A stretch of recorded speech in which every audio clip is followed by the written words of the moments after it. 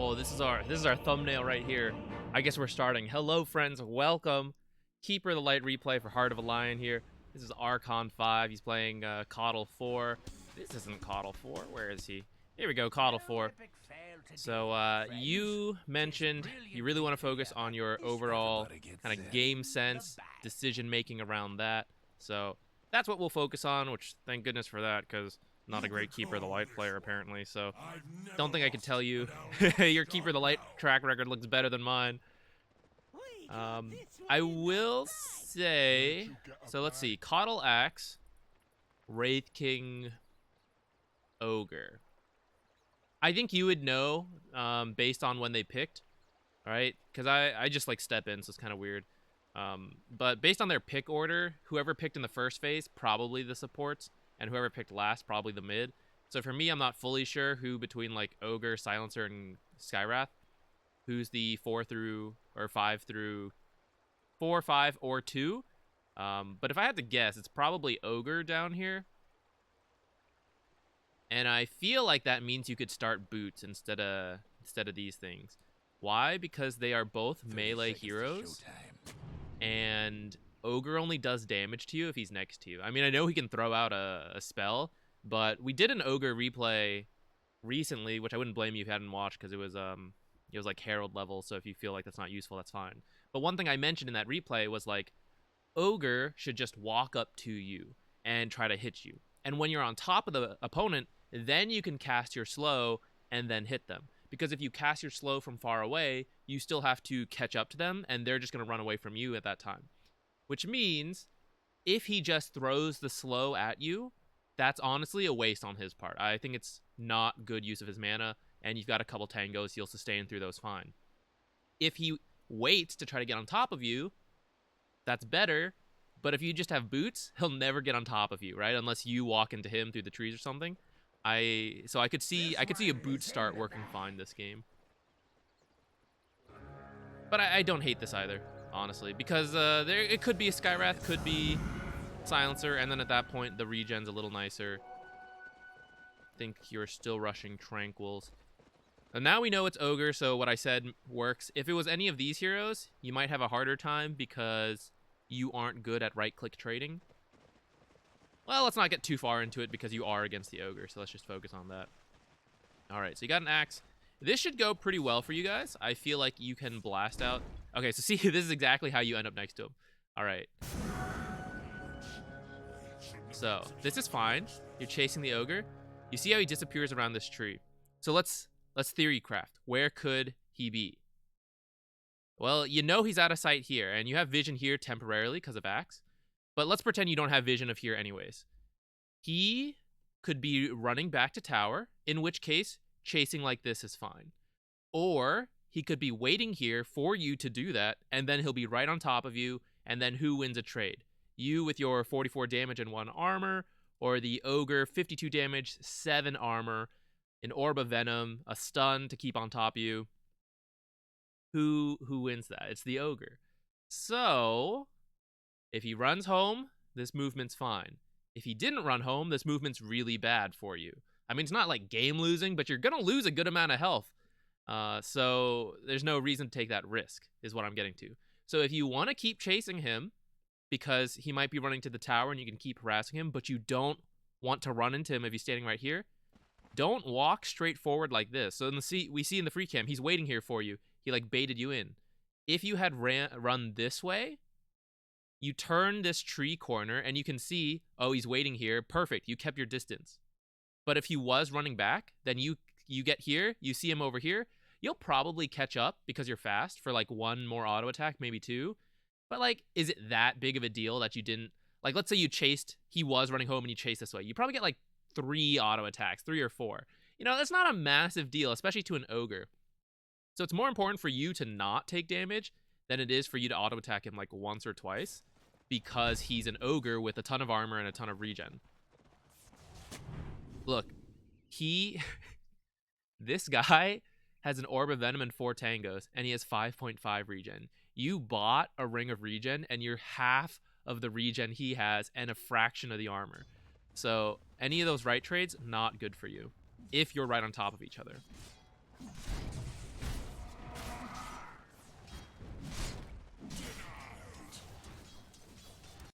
would so Axe should technically go for one of these, but since both of them are low, they could go for two of them. So try to keep your eye. So like when we were watching your perspective, you were kind of like this. But you can move back and then move your camera back down. Try to keep an eye on these and try to secure them if you see them go for a deny. You might miss it, but you can attempt. So like if you see him going for that deny, you throw out an attack. He'll probably still get it first, to be honest, because he's a melee hero right on top, and he has the advantage of starting first. But it's a good habit to get into, especially against like ranged heroes where the attack would take longer to deny. Maybe you can get it because the creep is running towards you, which means it's running into your projectile and away from the enemy's projectile. In this case, melee hero, not the same. Again, you're running like right into the ogre here.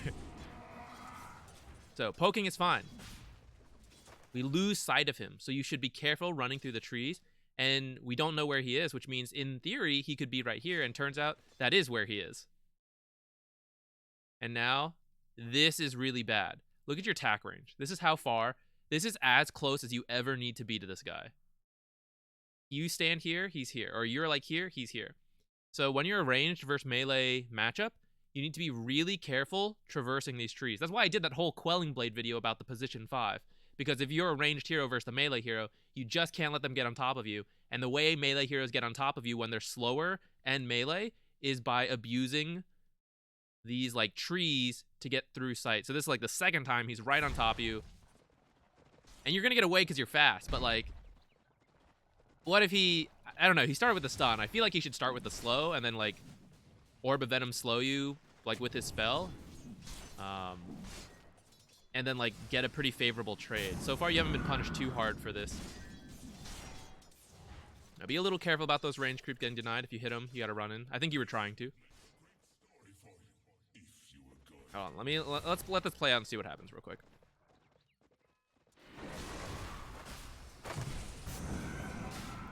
Okay, I kind of like that. I thought because okay, you actually get a Wraith King kill. Okay, that's pretty good. No real complaints. I will point out, look how much damage the ogre did to you in that time. I know you were like standing still channeling, but I just wanted to emphasize like this is what happens when ogre gets on top of you. You take a lot of damage, and it's not going to be a great time. So that's why it's so important to try to keep your distance. I thought that might be an opportunity to pull there because you blasted the wave, but turns out, I don't know, you just killed Wraith King instead, so I guess it's fine. This lane is going to start pushing, though. So if you weren't going to pull this wave, get ready to pull the next one. Potentially stack pull the next one. All right, we can see this. This video is coming out after this lane equilibrium video that came out yesterday. So look at this, guys. This is a practical study. If you didn't watch it, I highly recommend going to watch that. Equilibrium case study right here. Which way is this going to push? We got 5 melee creeps, 2 of which are damaged a bit, and 2 range creeps versus 3 melee creeps and 1 range creep. If you just let the creeps hit each other, they're going to push.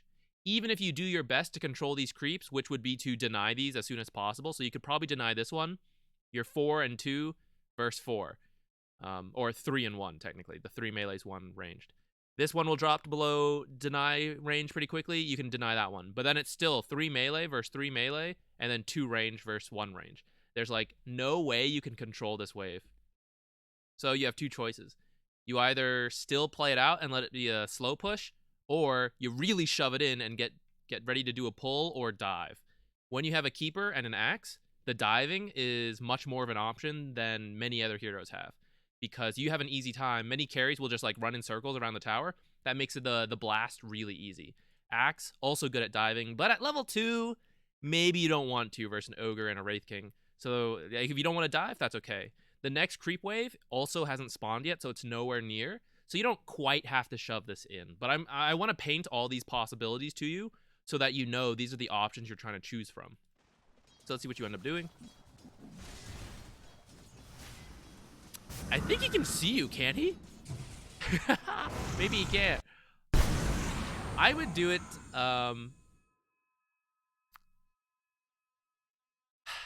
maybe more from like this angle a little bit. I think he walked, like, I feel like they should be able to see you this way. I don't know.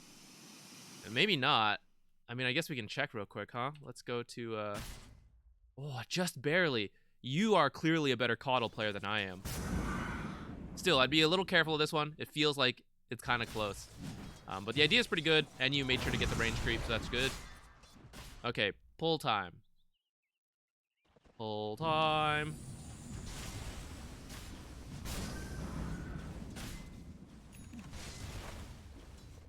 All right, so having attempted what you did, you chased the ogre a little bit, Axe came over. Did it feel worth it? Looking at the lane now, where now Wraith King gets this other wave. Your first wave still hasn't even fully died yet. The next wave's here, and his creep wave is fighting under tower. But you have so many creeps here that they're actually going to kill off the enemy creeps, and then Equilibrium. So check it out. In this case, actually, a lot of the Radiant creeps survived a little longer than I thought they would. But actually, it looks like you're about to blast the wave, and that means this wave and this wave. I don't know what wave we're on. I think this is wave 7. These are waves 5 and 6 dying off here. So wave 7s are going to meet here again. Is that good for you or good for them? Probably good for them, right? This is the typical location where carries like to be. You have the potential to dive the tower, but if you're only working with an injured creep wave, right? Because you have 2 creep waves meeting here, they're going to kill each other off. Even if you try to push, your creep wave will still take some damage. So trying to dive with like 2 creeps, not that great. So let's go back in time. I said, oh, we should pull. So, do you think Wraith King will ignore this amount of creeps? There's no way he'll ignore this amount of creeps unless he's like some low-tier player. Sorry, guys. If you've ever ignored this amount of creeps as a carry, don't do that. It's a big mistake. So, this is Archon 5. I'm confident he's good enough. He's going to come under this tower and maybe pull them even farther back. It doesn't really matter. He's going to be somewhere here, and he's going to farm these creeps. There's no way he can ignore them. It's his job to farm this, which means you just have an ogre chasing you.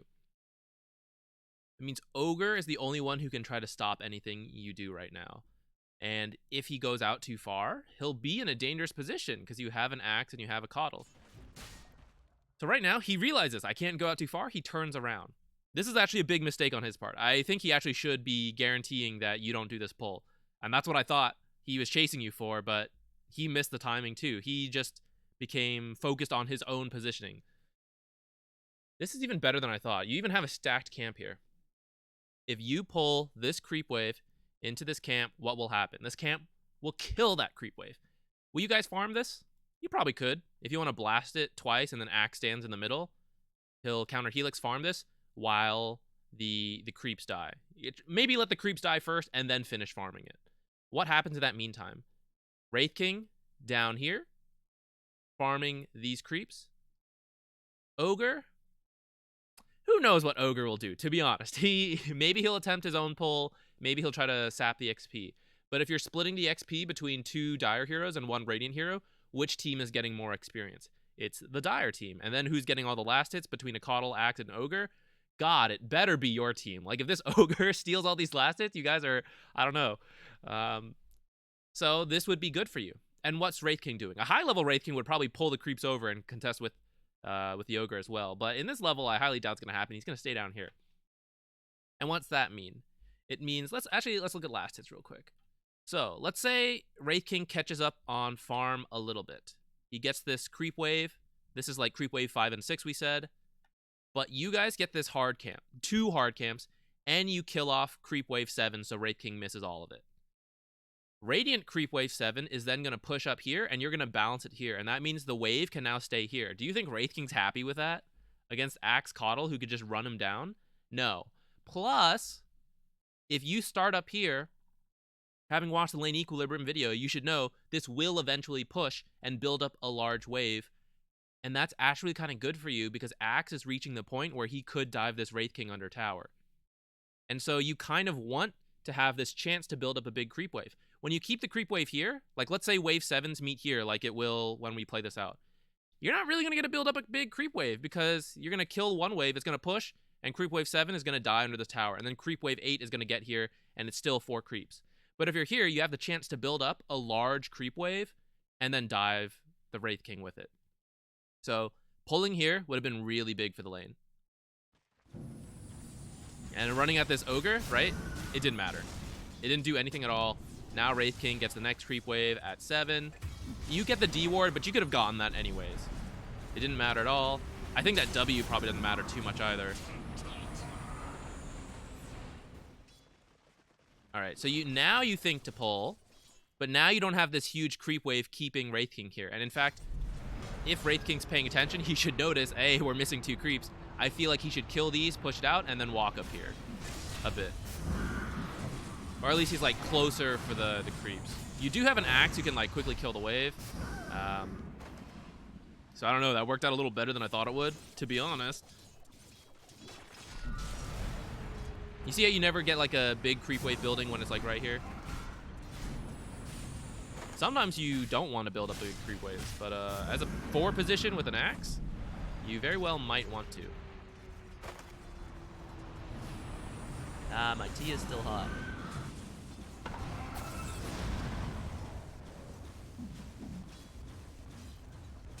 That's I don't want to like tell you guys to do things like way out of your reach, right? This is actually a Wraith King kill. I'm pretty sure Axe should have just ran under here and you go as well, and then you fortify your creep waves. But I want you to know that was a possibility, but at the same time, I recognize there is a difference between, you know, we can get you to do a pull, that's pretty straightforward. Coordinating with your teammate to like dive a weakened opponent under tower, that's going probably a little beyond Archon, like even more than whatever's bad. Is it Legend? Is Legend after Archon? I think it is. You know, getting you to play like a Legend is like doing these kind of pulls. Actually, doing that pull would have been like way higher than that, like Ancient Divine kind of pull. But like knowing to dive a hero under tower like this, I don't know what level that happens at. But so I just want you to know it was a possibility. I know you're not partied with this axe though, so it could have been hard to coordinate that, and it can be very scary to do. So I don't blame you for not doing it, but I do think this is like a chance to get a kill. Hilarious. All right, nice. Good kill. Good kill. It shouldn't happen. Maybe it should. I don't know. Oh, that's pretty funny though. Okay, you're gonna go get the salves now. With that kill, you're in a pretty good spot. I think you could actually... Let's see if Axe will do it himself. Oh no, the wave's pushing. Okay, never mind, never mind. I thought maybe you could have pulled this wave once. And then kept going after that.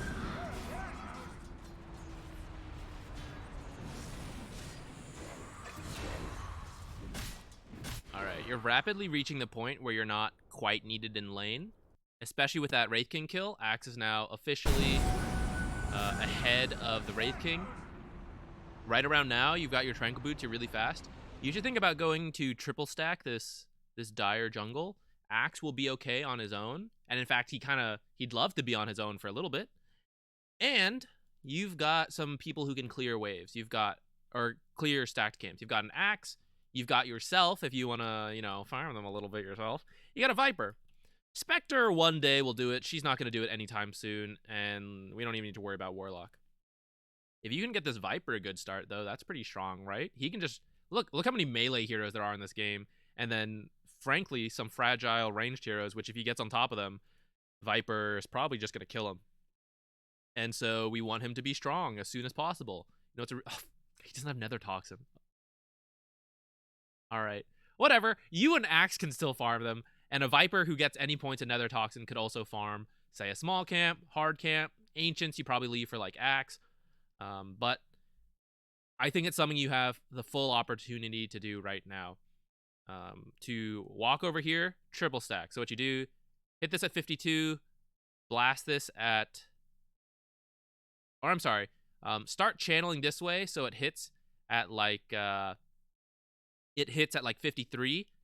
So like you stand here, you charge, let it go at like 52, turn around, hit this ancient camp so that the attack lands like after 53. Walk up here, hit this at 55, and walk this way. It should be a triple stack. Something KotL and a few other supports can do. A lot of gold. A lot of gold in that triple stack. Let's see what you do down here in the meantime. You like sort of attempt to pull. You're splitting one wave with Axe.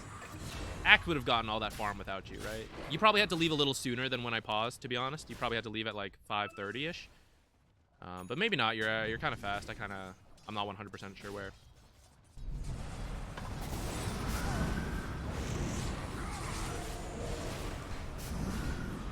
Aw, just missed. Alright, good ideas. I actually think, though, this ward should be over here. I didn't mind this ward in the lane. I thought that was fine. Helps you see back here so you can land your blasts. But at this point, aren't you going to rotate a little bit more? Especially, like, to do those stacks we talked about. If you really want to dive this, like, that's okay, too. But what's more useful? To see here, you guys are probably controlling this area, right? With the way the lane's going, you guys are controlling this area, which means you can see this area. What you can't see is back here. You can't see the teleports in the back of the tower, and you can't see anything back here, which, of course, you couldn't see anyways. But I think to see this area of the tower, you could put a ward here, like this area, or this area. But this ward provides vision back here and here, which you can't see. But since you guys are pressuring and doing well in this lane, you're going to be standing here anyways, and that means you do the same thing this ward's going to do. Oh, get him. Ah.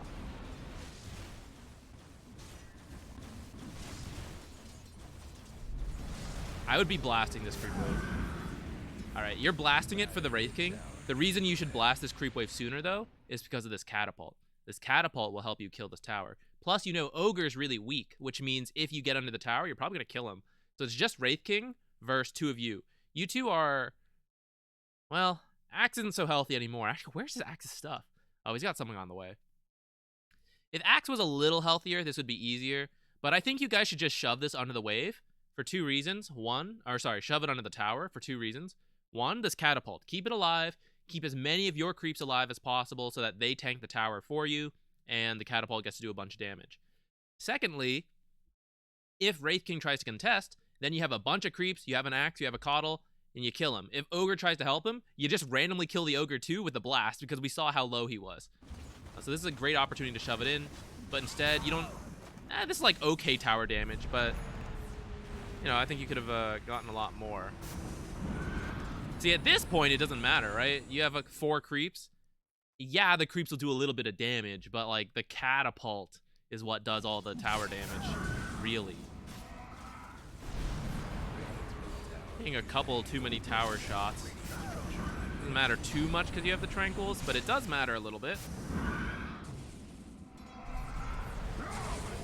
I think... Okay. Oh, okay, wait, whoa. A coordinated attack, perhaps? Alright, I take it back. I take back what I was going to say, which I didn't actually finish saying anyways. See, are we going to get him? It's kind of scary.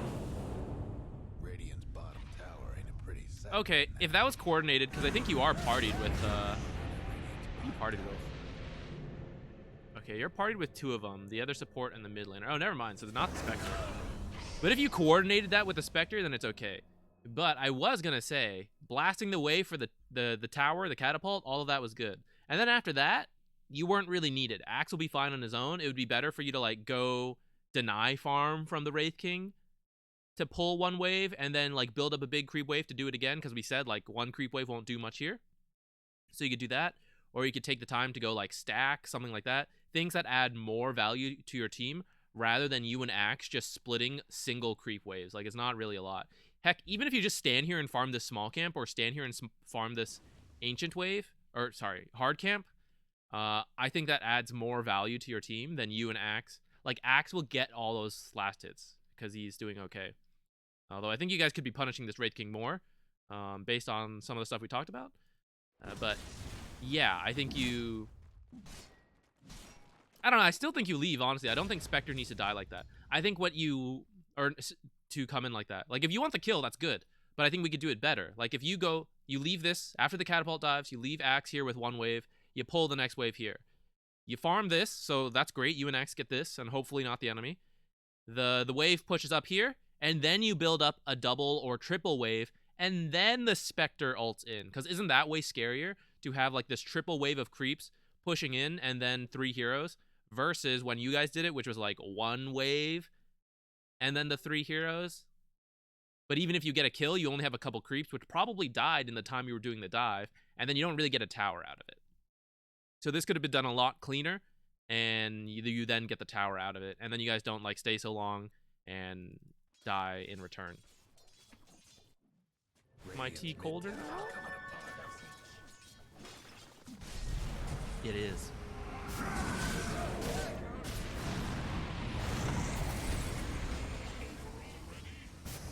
it on yourself or on the axe?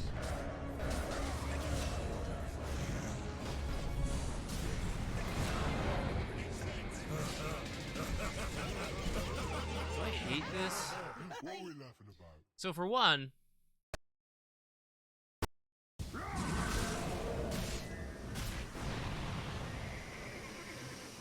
right, let's look at this when you guys decide to go on the guy.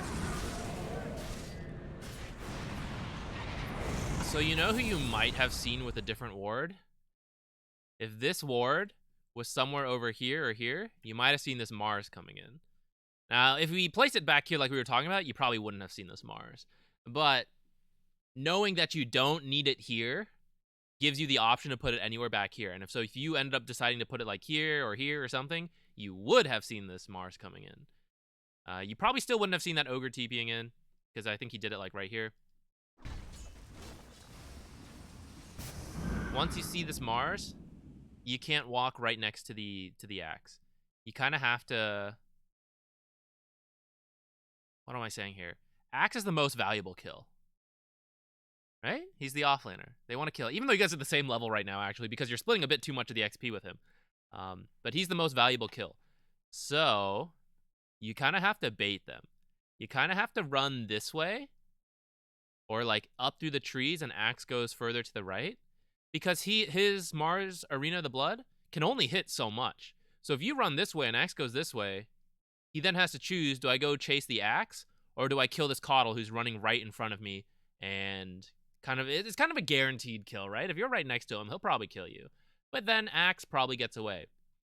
That's kind of ideal for you. If Axe gets away, worth it in general. If you die, or I'm sorry, if he decides to go for the Axe, kills the Axe, well then you're away. You run this way and you're live. But you guys like run right next to each other, boom, easy arena, you get killed. The thing I was thinking about is whether you guys even needed to go on the Axe or the Wraith King in the first place, but I don't mind the attempt. And I think you guys just didn't realize Mars hadn't really shown anywhere else yet. Alright, so laning is ending. And so what I'll say is you guys are, let's see, roughly even, a little bit ahead. You're decently rich. Oh god, you're richer than their mid laner actually. But Mars is doing really well. Part of that is the kills he just got on you guys. And I think you guys could have punished the Wraith King more. The way the lane went. I think if you don't do a lot of pulls with KotL, I feel like it's a waste of KotL 4. Pulls or stacks. And this is like 10 minutes and you didn't really do any. I think the amazing thing about KotL, what feels... I don't know if I get to say this because I'm bad at KotL, but what feels the best when I play KotL is when I'm able to keep shoving lanes in, and then with that time that the wave being under the tower buys me, I deny like an entire creep wave off. And now the Radiant just misses a creep wave in this lane. And I got to farm this hard camp. Then it spawns and I try to do it again. We like pull it back here, and it pulls back because I did this pull. You build up a big creep wave, you shove it in. While the creep wave is under here, we're giving them 2 waves, and then we're denying a third. Repeat. Give them a wave or 2, deny another wave. What are we getting? We're getting every creep wave. We're getting all the creep waves that come in, and we're getting the hard camp. And that just builds an advantage. And then, instead of giving them creep waves, you push in 2 creep waves, and you dive and kill him. And now he's missing 2 creep waves. The third we denied, he respawns. He's like a level behind. You do it again, and he's like, I'm dead. Like, he hates it. Those are the games that feel the best on KotL 4 for me. And so, like, I think you had the potential to do it here, and you just didn't. We saw the chances to, like, do these pulls. There was a chance where you could have killed the Wraith King, dove him under tower. I don't fully blame you guys. You ended up killing him anyways, actually, with the blast. But that would be an example where you dive the tower and you kill him. So, to me, that is what KotL 4 feels best at, with the right offlaners. All right, we got to speed up a bit because we are 30 minutes into the video, 50-minute game. So we will speed up a bit here.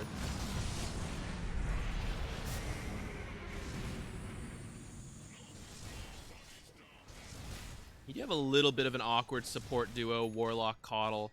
Kind of hard to get things done even as you guys come together. Looks like you're going for an Ags.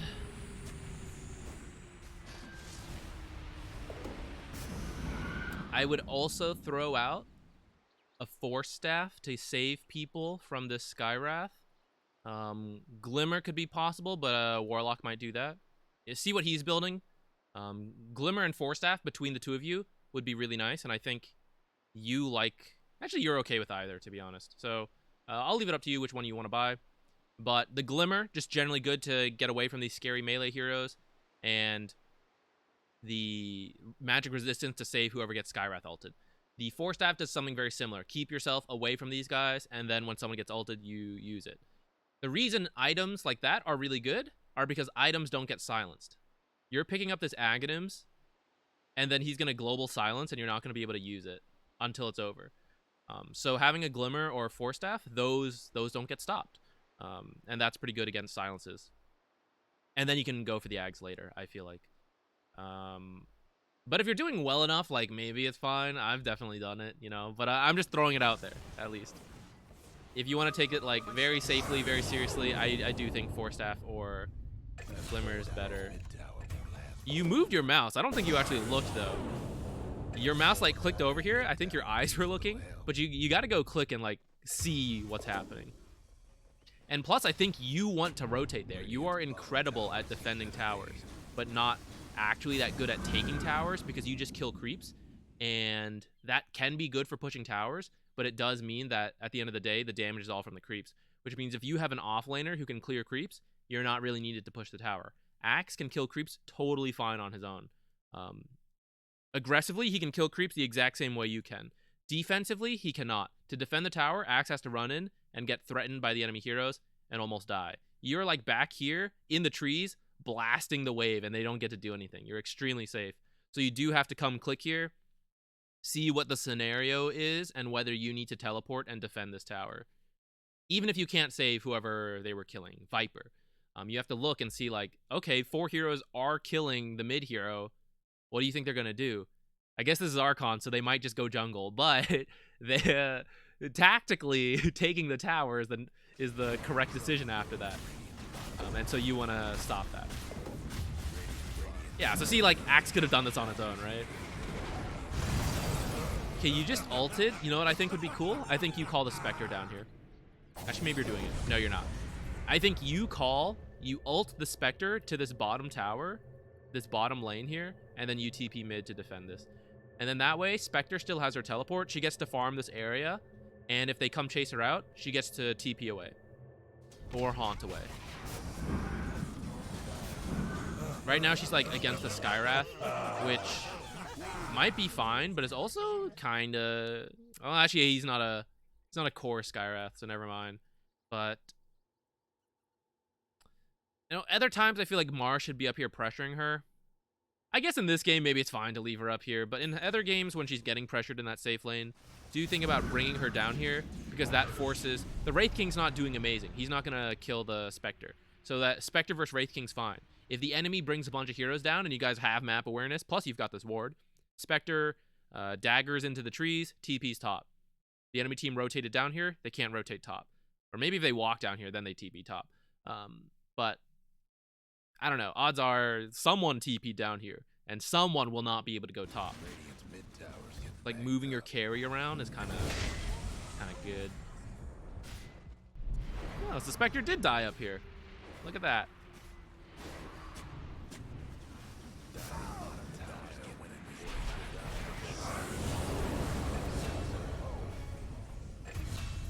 I don't know. This is a weird... You guys came up here. So actually, this is like perfect. You guys came up here because the Spectre got killed. But this is not where you want your full team to be, because this is not that important of a tower. This is the more important tower, and this area is like easier to take to start. At this point in the game, like eventually you want to like come up here and all that, but like right now it's still a little scary. You guys aren't that far ahead. So this is far easier to take control of, take that mid tower, build that advantage, and then invade here. So you guys are coming here because Spectre almost died. Spectre died up here because you didn't bring her bottom. And now you guys end up like diving this tower a bit, and you see it's like not that great. You guys aren't far enough ahead to do this. So we're kind of Radiant's mid tower could use a hand. Guess what's happening? not fully throwing, but it's like, you know, it's not nearly as good as it could be. You guys do feel okay going late because you have a Spectre Silencer, or sorry, Spectre Warlock combo, and that's really powerful in the late game. Although the rest of you kind of drop off, so it's a little weird. I feel like I don't understand how well. Oh, close. Thank you, Warlock. I feel like I don't understand fully how well Silencer scales as a late game hero. I haven't seen enough core Silencers to have an amazing understanding of it. You know the drill. You should be up here. Have fun trying to bust down Radiant's mid towers. Who is awesome at defending towers? You is, so you should be up here. You need to be up here ahead of time so that they don't... Radiant's mid Like, if you were able to walk here and then defend this, like, instead of whatever you were doing mid, I guess you were securing the mid tower, that's kind of good, but then, like, immediately run top, you don't have Fortify. All right, maybe you have to TP up here then. But you have an Axe coming here. You and Axe can defend this. It's okay to split this farm with Axe because you're defending the tower. Oh, look, Axe was even pinging it. Dire's top tower. You gotta TP up there. He ends up dying. God, look how much damage this is taking. You could have like defended this with 1 Q. Is like the big thing. So you kind of have to see this is all a chain reaction of not bringing the Spectre down here and then she dying up here. You guys died up here and then they had a bunch of heroes here, so they pushed.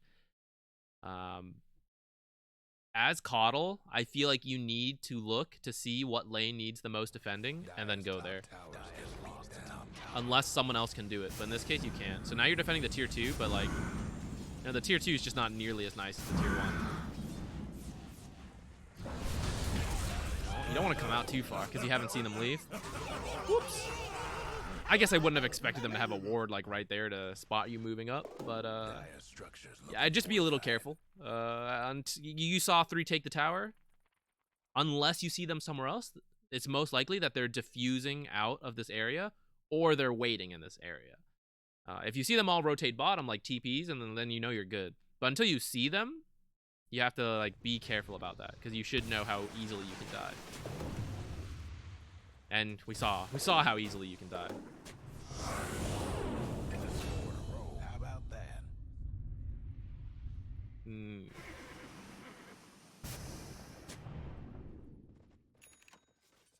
These are some... Well, this one's not that weird. I guess I wouldn't have fully expected... I definitely wouldn't expect this ward. This ward over here... I don't know. They kind of killed Axe so quickly that I wouldn't fully expect a ward there, but at the same time, it was kind of weird that they cut Axe off like that, so maybe you could guess there's a ward there if you were keeping an eye on it.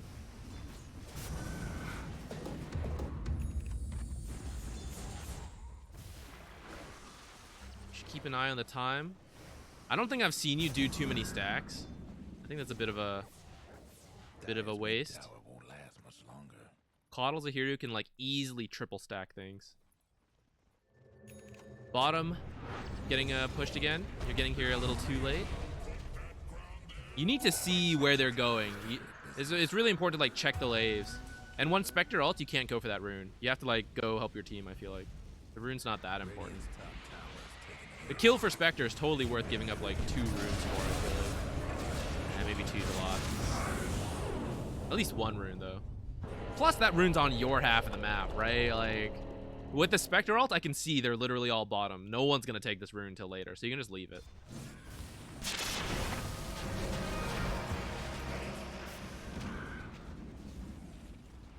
Oh, actually, maybe it was the last one that hadn't been taken yet. Did you guys leave a rune there for 5 minutes? Or was that? We're not gonna go back. I don't care that much. Radiant's bottom tower seen better days. How come I can't like click this and show? Oh, here we go. Here we go. Pretty sight right now. This is all right. I feel like I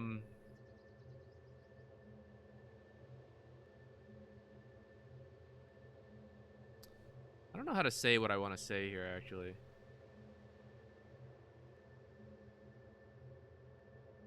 You know what? It's all right. I'm not gonna worry about it too much.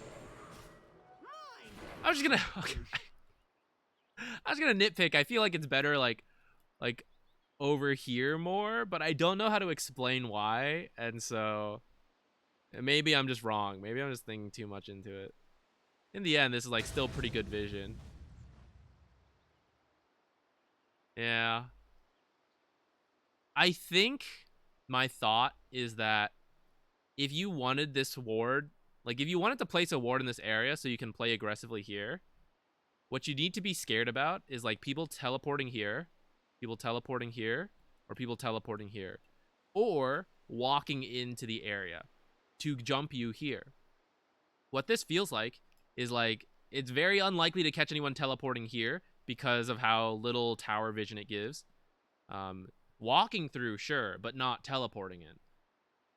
It's very briefly, you'll see someone walk in through here, but this means they are already in the area and not like if the ward was over here, you scout them out when they're here. This is like 4 extra seconds of reaction time. Same with like over here. By the time someone walks up here, they're like in this jungle already.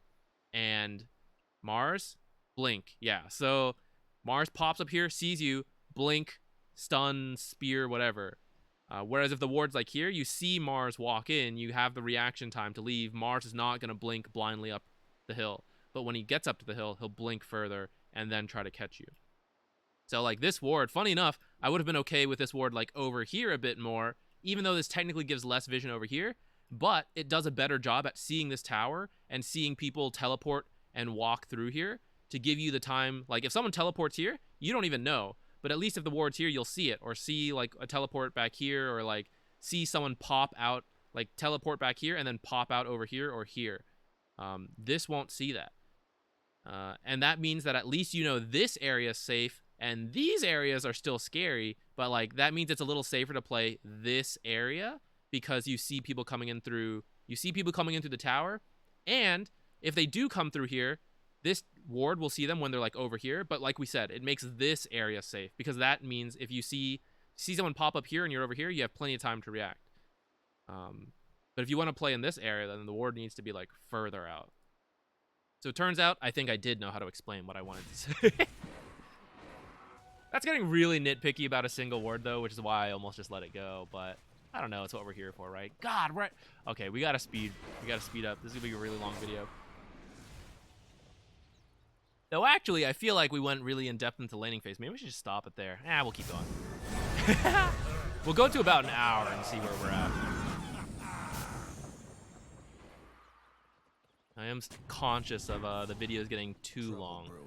KotL is a hero who can check high grounds with Illuminate, so try not to just put all your sentries on the high grounds, by the way. I've been seeing that pattern a couple times now. Like, for example, you would have gotten this ward. On the minimap, we can see it. There's a ward in this area, which means if you had put your sentry on the ground here, well, one, you see the ward, and then you illuminate up here to see if they have a sentry, or you have a courier check it for you, one or the other. Either's fine. But just charge illuminate. If you see there's a ward there, just charge it a little longer, and then let it go, and then attack once or twice. The vision will last long enough. If you don't see anything up there, then you can just finish the blast and then move on with your life. All right, let's see it. Okay, that's a double stack. You can get this one using Illuminate. So this is like, I give you 80%, right? 80% good work. We can make it 20% better with that, the small pull as well. Or the small stack. Deny mid, sure. You probably wouldn't have had to deny mid if you were there to defend it earlier and it didn't let it take like so much chip damage. Not like a few minutes earlier, but like way early in the game when we talked about like where you need to be in the lane. Smoke bottom. Uh-oh. Well, Spectre got a kill. I guess this is okay. The thing I want to say though is like, I do think your team is confident going late, which means you need to protect these towers, and that's why I really do want to nitpick on you. That's like, you gotta defend these towers. You have to see them building up a wave coming in top. You have to be there preemptively to blast the wave twice. That's it. KotL kills the entire creep wave, no matter how many creeps there are, in 2 blasts. Which means as long as you're in a wave, as long as you're in a lane, like 15 seconds ahead of time, the lane is safe. The tower is safe for at least a bit, right? Different heroes don't have that advantage. If Warlock wants to kill off 15 creeps, do you know how long it'll take him? He'll have to stand there forever. Even if he uses like both his spells, he'll have to like ult the wave to do it. You defend it so quickly. That's why it's so important for you to defend these. Honestly, okay, I know we're going into it. If I were doing my own replays and looking at my own game, I'd stop here. I would have stopped longer in the past, honestly, because I already know I lost too many towers. And I am debating live because I really do feel like this is all I need to emphasize to you. Your lane could have gone better, and you could have protected all these towers more, and that would just make the game way easier. Right now, it's like even pretty much 1k advantage. Doesn't need to be this close at all. I think Wraith King should be way further down if you guys bully him out further and you do a couple pulls to deny him. You guys don't even have to have the organization to like dive under the tower. If Axe is just 2 levels up because you've denied stuff from Wraith King and secured him like a double stack of large camps, Axe will do it naturally. Or maybe it won't be under the tower, but maybe it'll be further out. But it's fine because his Helix does more damage. His spells do more. He has more spells because he has more levels. You do more damage because you have more levels. That makes bottom lane go better. Then Axe is totally fine in this bottom lane, so you have more space. Because you're competitively playing bottom, and I know you're Archon, so it's like it's hard to like keep up the map awareness. Everyone, I'm not trying to flame you, but like I have this issue too. If I'm playing a really competitive lane, I'm like looking at what's this guy doing this, blah, blah, blah. It's hard to keep an eye on the map. So if you do like these pulls and make this game easier, you have more leeway to just be like, you know what? I can just like look around while Axe farms, and it's actually just fine for me. Or, for example, you go to do these pulls, and in the time your hero's walking, you go check out the lanes. That lets you see in advance, oh, look, they're building up a wave here. If my Warlock is alone top, Warlock can't handle that. I come up here and I defend it. It's kind of like all adding into each other. And I'm very tempted to end here just because I feel like that's all. Let's check the graphs real quick. What are we getting ourselves into? Nice. Let's go see what this throw at 30 minutes is. Let's go until then. Because it looks like you do still build it back up.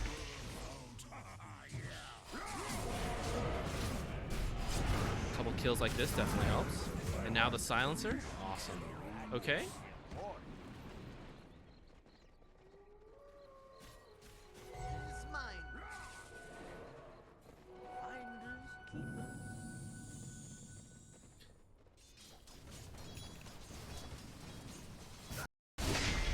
Go back. All right. Look at this. Who's alive? It's just Skywrath. It means there's very little threat to you right now. So that means you can do things right now that you would otherwise never be able to do. You could actually walk right in front of their tier 3 and they can't punish you. Okay, maybe Skywrath can. If you see Skywrath top though, you're free to do like whatever you want. You have an observer ward. That means this is an excellent time to place a very deep observer ward anywhere you want. You're so fast. If you want to place it up here, you have the time to loop around and come up here. If you want to place it like way over here, you have the time to do that and walk all the way through here. This is a really good time to do aggressive things. Steal their jungle farm. You don't have a ward, whatever. Steal their jungle farm. Cut waves to push it in faster. Like blast this mid wave. Do like 100 damage to the tower. You're not going to do it. The creeps will do the damage. You walk away. And then go farm their jungle camps or something. Go ward, all of that stuff. This is the time to do anything you want over here. And so it's weird to see literally everyone on your team walk away from what is an extremely safe area and what would be very good for you guys to steal. Because look at the time. 25. If you farm everything here and then leave, Wraith King spawns. He comes here and he's like, oh. And he's walking all of here. He's wasting all his time because nothing is in this jungle because you guys farmed it. So he misses out on a good amount of jungling. And then he has to walk over here. And guess who was over here? Mars came over here because he spawned later. He saw Wraith King find no farm. He TP'd up here. He's farming half of these. Then Wraith King comes up here. They're splitting farm. It's really bad. You guys could have done it. You could have stolen all their farm. Maybe not all of it since your core's left. You alone could have taken 1 or 2 camps. If you have Axe here, you guys take the whole thing. If Spectre's here, she's a little low, but she could probably steal a couple. Oh, she has a Radiance. Whatever. Fine. Whatever.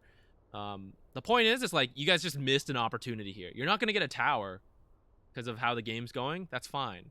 But you can still take an advantage and steal things from the enemy. If your teammates don't know to do it, you could still do it. Whether that's the deep ward or whatever. Look, Warlock, he can't do what you can do. He can't farm jungles. He doesn't have a ward to place. So you let Warlock do this safe shit on his own side of the map. You were already over here. You steal their stuff. Now is the first time a hero spawned and you had to consider leaving.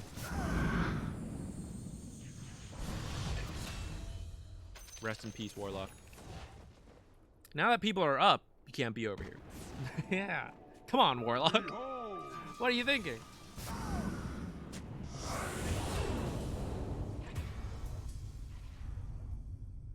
Alright, you ended up coming here.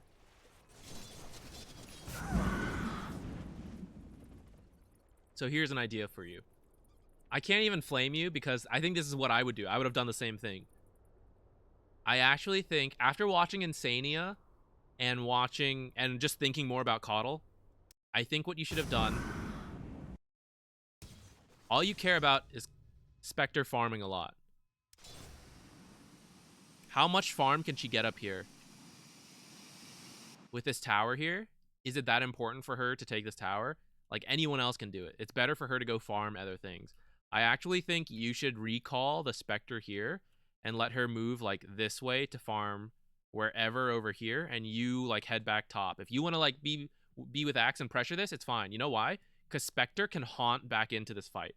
If you guys do end up fighting this tier 2, she can haunt in. And in the meantime, she can be pressuring mid or going to defend bottom because she's fine against this Wraith King on her own. So I think this is a bit of a waste. But this is kind of high level.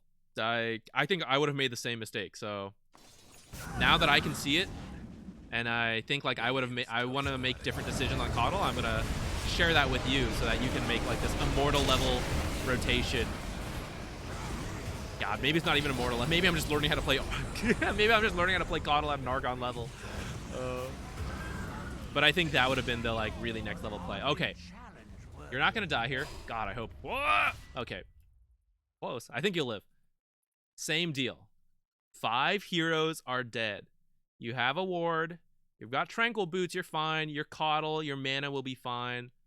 Axe can pressure this on his own. You are free to do whatever you want in the whole map. Literally everyone's dead this time. Last time you had to be a little scared of Skywrath. This time, everyone is dead. So let's see what you do.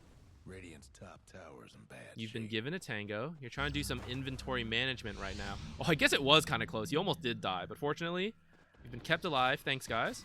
By the team. All right. You're fighting a kobold. 8 gold. You've decided to move into their jungle now, after 2 heroes have spawned and the 3rd one's about to revive. Radiant's top tower's hurting. I like that ward.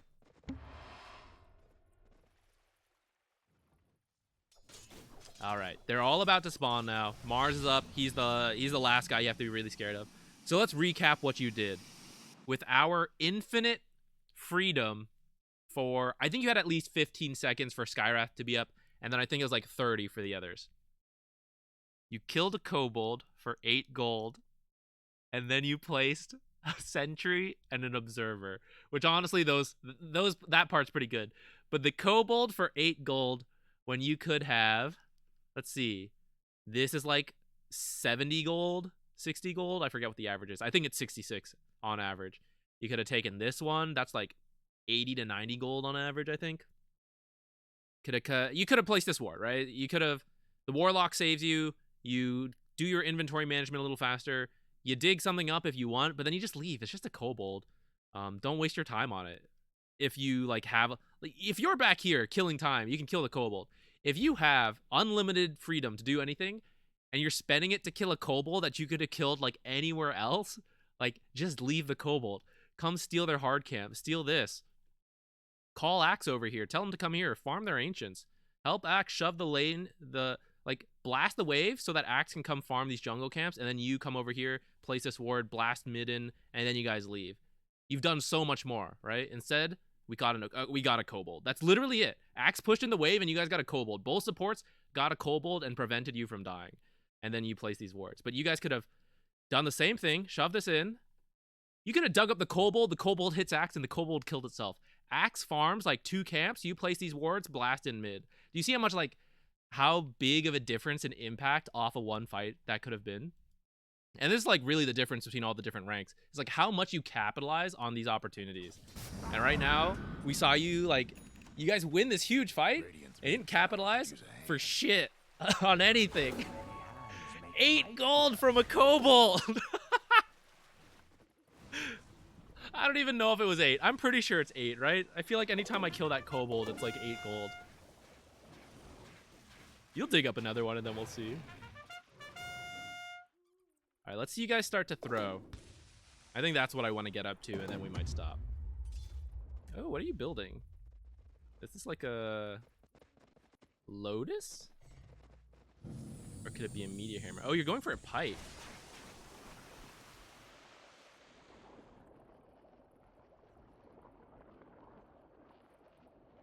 I don't know. I don't think you need a pipe.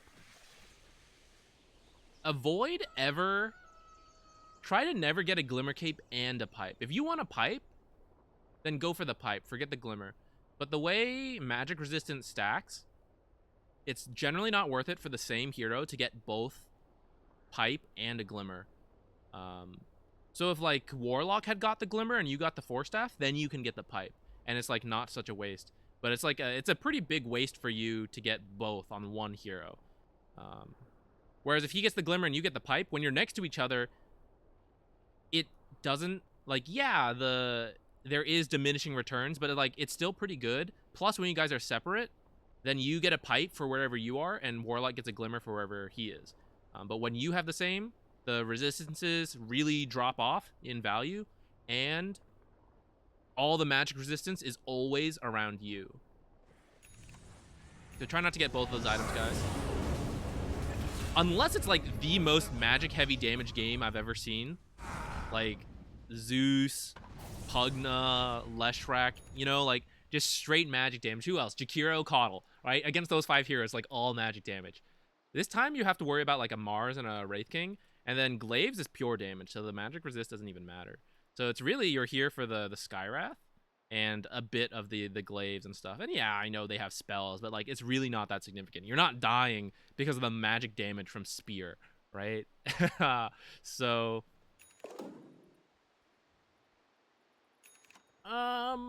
what would be better? Something to purge the silence? Like that's why I said Lotus. I was like, oh, maybe he's going for Lotus to remove the silence from himself. Like maybe you remove the root from someone.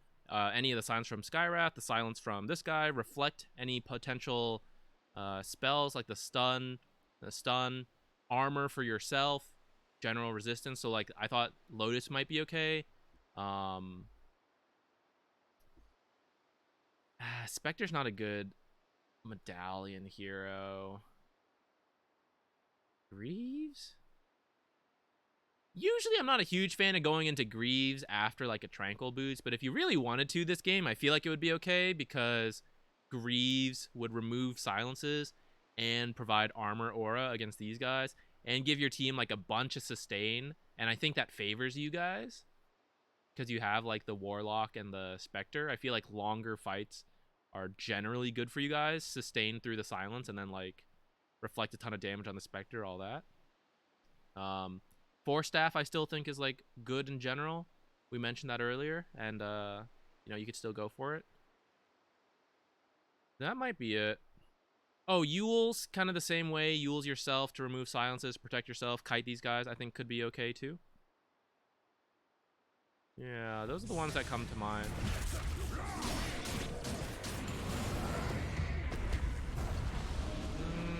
A little weird. Yeah, don't forget, he's BKB'd, your thing won't do anything. The Warlock ult was a little excessive for for a kill there. So it looks like we're gonna throw based off going too far. Spectre was dead during all that, right? Actually, why is Spectre dead so long? What'd she die to?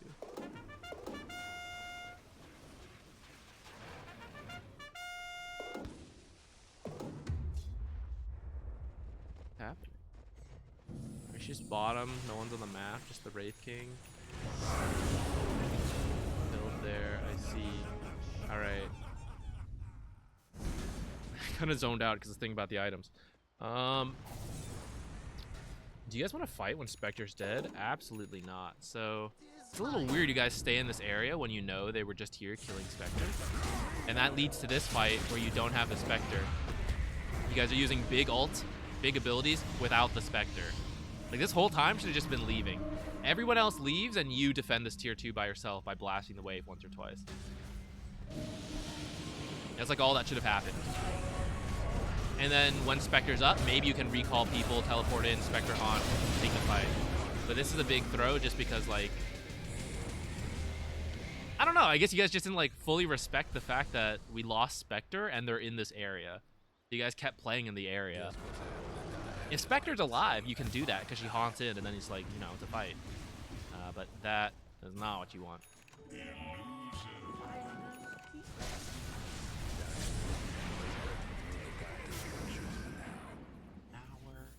I kind of do want to see this game finish, but I don't want to watch the whole thing just because I feel like we've already hit a lot of important points and I don't want to overwhelm you with stuff.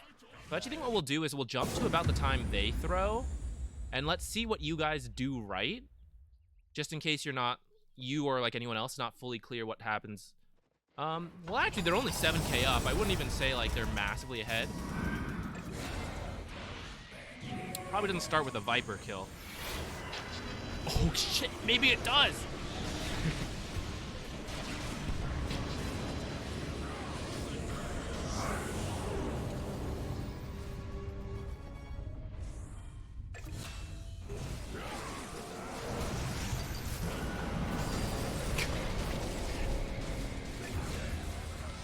Are you doing this? I thought there's no way you guys start your comeback with Viper dying first for 100 seconds. But actually... Wow. Turns out Viper just needed to die. All right. Let's do this a third time. Silencer is the only one alive. Everyone else is dead. You have a ton of freedom to do whatever you want right now. Obviously, you have to be scared a bit of the Silencer in case of you walk into ward and stuff. So let's see. You don't know Silencer is down there yet. That was a bug. All right. De-warding your jungle. Not too bad of an idea. Oh, this ward's really bad, though. My man. Illuminate can check high ground. Just use Illuminate. What does this ward... Remember the whole reason I, like, nitpicked this ward? Because I was like, well, you don't see them until it's, like, too late. This was, like, a very extreme case. Because it's, like, by the time they come on the high ground, they're already ready to blink on you. And that's why I was, like, so nitpicky on this ward. This is the, like, further, like, a much more obvious example. If you guys are trying to farm your jungle, this doesn't save you at all. And if you guys... Is Roche alive? I can't tell. I don't know. If you guys want to, like, prep for Roche, prep for them invading your jungle at all, like, this ward doesn't help you. And I don't think you guys are so behind where you're, like, stuck in your jungle. Like, when you're stuck in your jungle, this ward can be good, but they're likely to de-ward it as well. So, like, if you really want a defensive ward for this area, then I think it needs to be somewhere, like, sneaky. But they were all dead. And a great way to know if this area is safe is to see them coming in. And so, like, coming over to here to place a really deep ward, after... Like, do a quick sentry check everywhere, because if they see you leaving this area, then they know you warded somewhere in their base. So, like, drop the sentries, that's fine. Then you still have time to, like, sprint over here and place a deep ward. And then this is where, like, one, you'll see someone walk to come fight into your jungle. Or two, this is where they're gonna, like, all group up and smoke. And then you guys know to leave. But, like, this will not preemptively save you from anything. Except for, like, this high ground push, which isn't gonna happen yet. You know, you guys are... You lost a building, but you guys, You don't know you're only 4k behind, but by the fact you guys just want to fight with Spectre, like, you should have this feeling like, oh, we can actually still do this. We can still win. I don't think you have to be too scared. Damn, you're high level. Everyone's so high level this game, actually. What the heck? I guess there's so many kills, that's why. Radiant bottom tower see better days.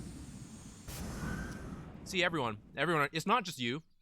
I'm not just trying to flame you. This is just like an Archon thing. Look at what everyone's doing right now. While everyone's dead, everyone's on their own side of the jungle. You know what's going to happen? They're going to finish farming. Look, Wraith King doesn't respawn till the next minute. It's going to be 45 minutes, and Spectre's going to farm this jungle out.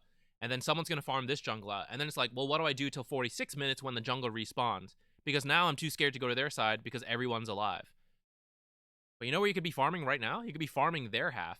Then when this guy respawns, you come over here, your team, and you farm this until 46 minutes. And Wraith King's like, well, I don't know what to do. All the farm on my half of the map is gone, and I'm too scared to go on that side because all of them are alive. Whoa, we flipped the scenario by capitalizing on the fact that they are dead.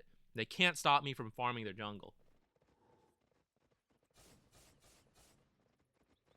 Oops, I thought you were getting a Scotty for a second there. Oh, you've switched your mind. Instead of the Hood of the Defiance, looks like you're going for an Aeon Disc. Oh, Aeon Disc video did just come out. You didn't watch it. It wasn't out before you submitted this. I don't know if this is an Aeon Disc game. I don't feel like you're so important. No offense. But, like, Warlock and Spectre are, like, the most important parts of this puzzle for you guys, and then, like, a good Axel. I feel like... I don't know. If they arena kill you, like, do you even care? If you buy back and you use that opportunity to, like, get a good call in Warlock and stuff, you know, I don't know if your life matters that much. Not to mention you have this crazy cast range with your ult, and, like, what'd you take? Yeah, you took the talent. So you can be, like, super far back in fights, and I think it's really hard to get to you. So I don't feel like you need this Aeon Disc. I'd still rather you get items to help Spectre survive. That's why, like, the Pipe, even though I don't like Pipe, I think Pipe I prefer to the Aeon Disc. The Greaves, I said she wasn't the best Solar Crest hero, but, like, screw it. Like, every carry likes extra armor and attack speed and stuff, right?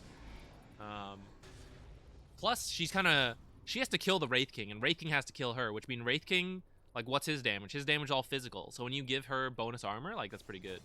You halberd this guy, protect her that way. Some kind of armor item or, like, general utility, I think is really good. I would not walk down there. Okay, so, like, guys, Aeon Disc saved his life there. At least temporarily. He might still be about to die here. So I don't want you guys to, like, then say, like, oh, well, Zach, isn't it worth it now? You know what else could have saved his life? Just not walking down here by himself when he can blast KotL Roach Pit from, like, back here. So, like, again, not trying to flame you too hard, but always ask yourself, can I solve my problems for free? This was a 3,100 gold solution to getting jumped here by the Mars. A free solution is to not be here and to do the same job, but from, like, over here.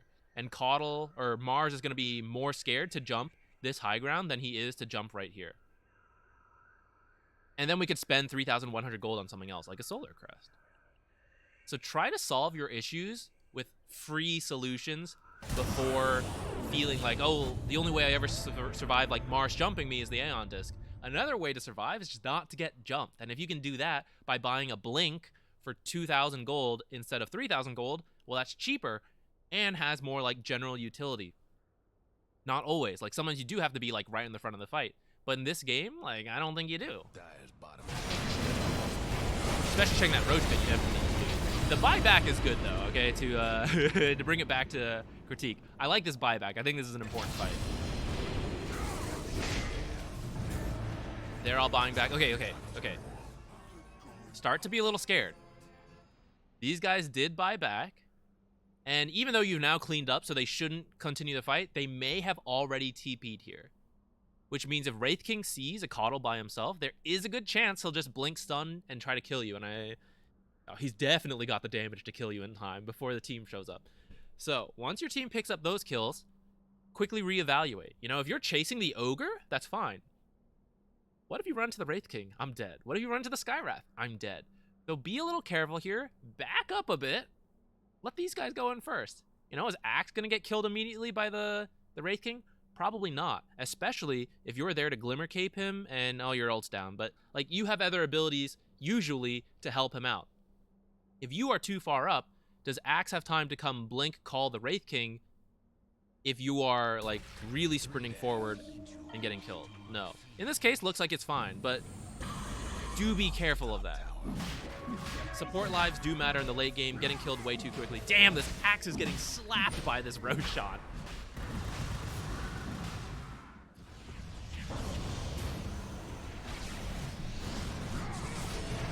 Perfect example. The Viper's in front, gets gone on, you save him with the Glimmer. Looks like he might still die here, though. No, look at that. He's getting away. That is good positioning, guys. The KotL. Let's watch this again, okay? I really want to emphasize this. He's in the front. Arguably a little too far in the front, but it doesn't really matter for the sake of this individual example here. Because the tanky Viper with a lot more armor and health than the KotL, actually not that much more health as it turns out, because you're actually kind of rich this game. Maybe a little too rich. We might have to look at that. But ignoring that, the tanky Viper with the BKB, the Eternal Shroud, all that stuff, he's in the front. The support with the saving items and abilities is back here to then Glimmer the Viper and save the Viper. If it was swapped, he does way more damage to you, and Viper doesn't really have anything to help you out. Maybe he 4-staffs you, but maybe you're facing the wrong direction. You get 4-staffed in. Who knows? Right? He doesn't really have a stun, doesn't have anything like that. Look at that. Wraith King killed for that. Don't pull him into you. Terrifying. I guess it worked out, actually. Alright, let's do this Roshan real quick. As quick as a Spectre can do Roshan. This is where Medallion could have been a little nice, by the way. Just helps you guys do Roshan. Alright. Again, Aeon Disc saving his life. What else could have saved his life? Probably not walking out this far against, like, a Skywrath who could just delete him, potentially. But also, I think if you Glimmer Hood, you're probably alive anyways without the Aeon Disc.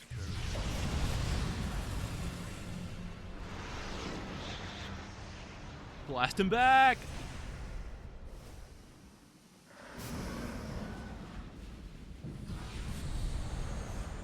I know you're trying to, like, find hero. You guys do end up picking up the kill. It's very close, though, because you two supports don't do that much damage. If you find someone here, though, depending on your heroes on your team, do they want to leave Roshan to come kill this hero and then come back? Because that does take time. Like, look, let's say the Spectre had come to get this kill and then come back. Mars would probably be up and you wouldn't have Roshan.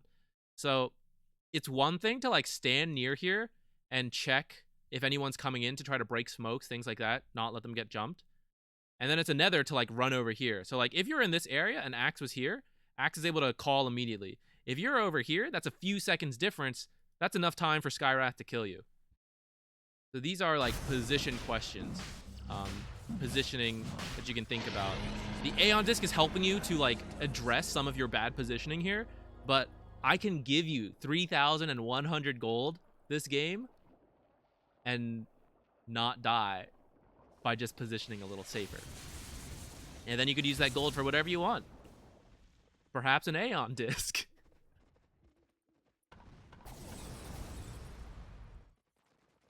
Alright, let's speed up to the end now. This video is a little on the long side. Well, 1 hour 15-ish right now. That's not too bad. We used to do, like, super long ones, right? For the most part, I've kept them short. I think it's alright to have a longer one. I think we said a lot of good things in this video, if I do say so myself. But I think it'll be useful for everyone who is willing to sit through this. I'm glad we skipped forward, though. I think we got to see a couple more useful things. Warlock's way too far up there, guys.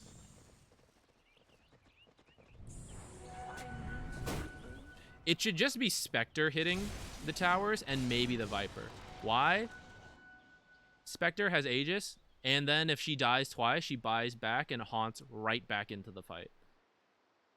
If anyone else dies, how do you rejoin the fight?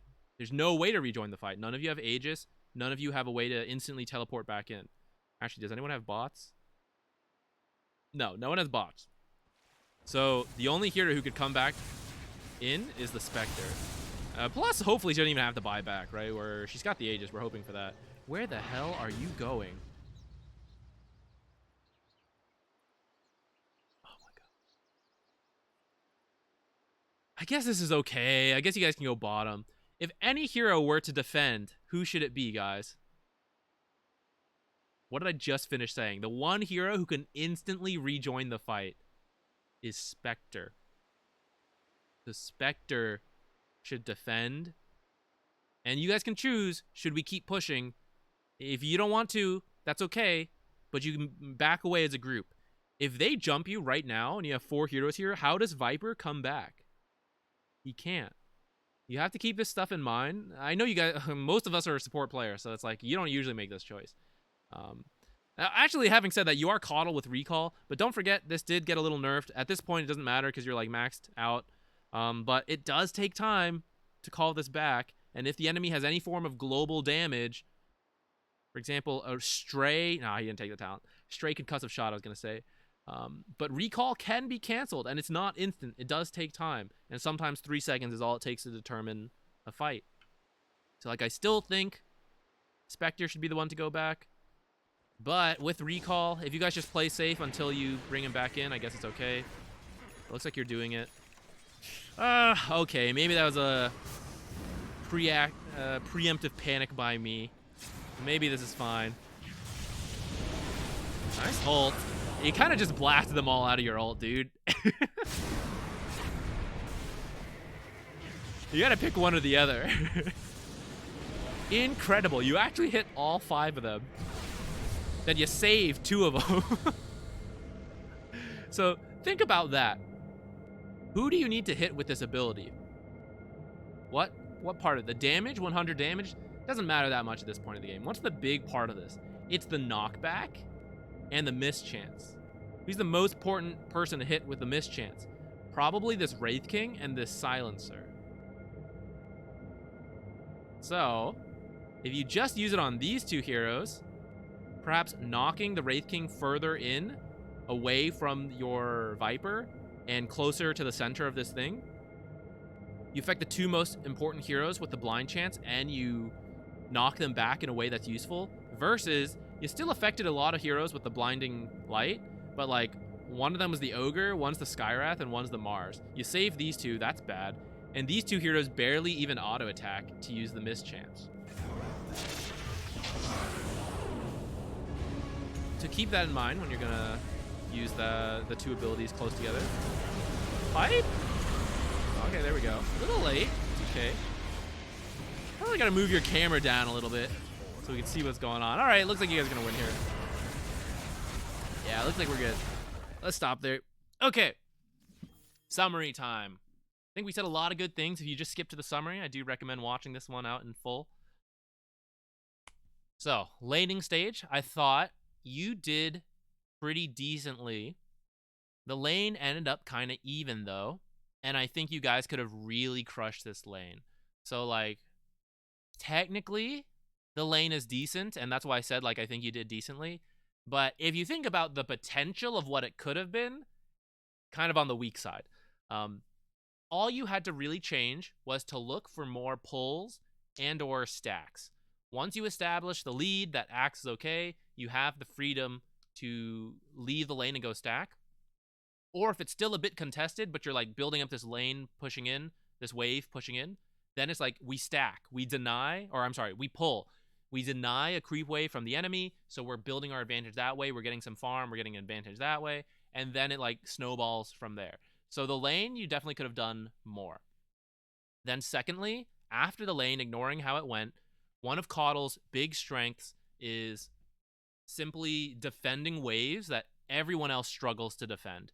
You're one of the best lane defenders in the game, but you have to be there preemptively. It's kind of like a Venomancer. You want to be charging up a blast to kill the creep wave and then quickly Chakra Magic, blast a second time because the creep wave actually tends to survive one full blast to finish everything off. But you don't want to like have the creeps hitting your tower, then you TP in, then you spend 5 seconds charging, then you blast, then you have to do it again. In that time, they may have jumped you. They may have killed you. You want to do this when you're like in the fog of war, the creeps are coming in, you predict when they're going to get there, you blast them, heal, or Chakra Magic, move back a little bit, safe position, blast again.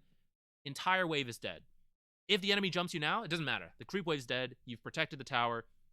If there was a catapult that survived the blast, walks under the tower, gets one shot off, the tower finishes it off. All good to go. If you show up too late, you're just not going to defend the tower. And that's what we saw. This game, you should feel okay going late because you have the Warlock Spectre, but you didn't prioritize defending your tier 1 towers, and you had the opportunity to do so, and that made the game a little harder. Then the last thing I want to emphasize, when you get big kills, recognize that you have an opportunity to capitalize on that. This is probably the highest level concept that I'm leaving you with. This is actually kind of in order of difficulty. I think you should be able to easily incorporate more pulls. You'll probably mess up a couple. That's okay. We're doing the whole series. Hopefully that helps. The second harder part is keeping up the map awareness to go make sure you're in the right lane at the right time to defend. Then this last level is the highest concept to try to incorporate, even though it sounds obvious. But it's like when you get kills, you want to capitalize on that.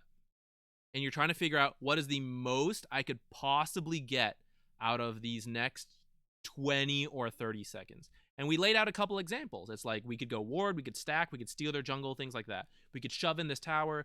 Like usually that's the more obvious one. You get kills, you go take towers. But a couple times we saw where it's like, you're not really going to get a tower here. So what's the next best thing we can get? We can shove in lanes, we can steal their camps, we can place our wards. Like sometimes it's like, oh, we can do Roshan, things like that. There's always different things, so don't take it as like always steal their jungle camps, but look for an opportunity to take when you've killed them off and you should have freedom. Like usually you're scared of enemy heroes, which means if there are no enemy heroes, it's like I've been playing in a lobby, an empty lobby custom game. I'm just doing whatever is most efficient for myself in that game. When I go into a real ranked game, I can't do that because there are enemy heroes. But as soon as they're dead, it's like being in an empty lobby again. And you just decide, what is the most efficient thing I could possibly do right now? I want to do that because I cannot be stopped because everyone is dead. I can do whatever I want. And what I chose to do with my time is to dig up a kobold for 8 gold. Oh man, that was funny. So, like, I hope that really paints that picture. It's like, here's everything we could do, and a huge mistake low-level players do is that they just go back to their own side of the map because they feel scared. But it's like, there's no reason to be scared. Everyone's dead. You got to do stuff. And your cases weren't as bad as, like, people all going back to their own camp to jungle. But it was, like, it was kind of close to that, right? So, that's the last thing I want to highlight. I don't want to overload you with too many things, which maybe we did anyways. So yeah, I think that's it. Thank you everyone for watching. Feel free to leave questions. This was a long one, like we said. So if you have any questions, feel free to drop them by. And that's it. Have a good day. Bye, guys.